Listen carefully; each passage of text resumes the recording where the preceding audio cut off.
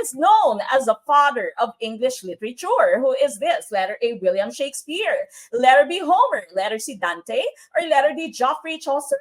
Who is our choice? Okay, so piling-piling mga items, simple lang ang dahil warm up nga po yung ating ginagawa and pangbungad no, na discussion tonight. But of course, we say hello, good evening sa 1,600 viewers natin. Some of you are in our exclusive group.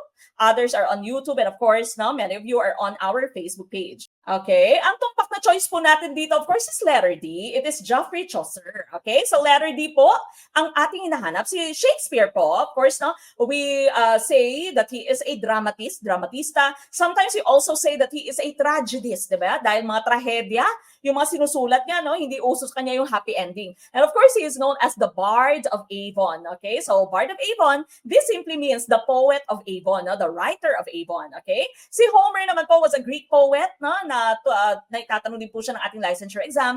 Ang common question po is who wrote the Iliad and Odyssey? Okay, so yung ating pong magiging sagot is Homer, di ba? Siya din yung napaka galing na geographer, di ba? So, nakikita niya napaka-vivid ng kanyang mga descriptions. And Dante was an Italian writer. Siya naman po yung nagsulat ng Divine Comedy, no? Yung tinatawag nating Dante's Inferno. Galing po yan sa kanya. Okay? So, letter D, ang tumpak na choice for number 8.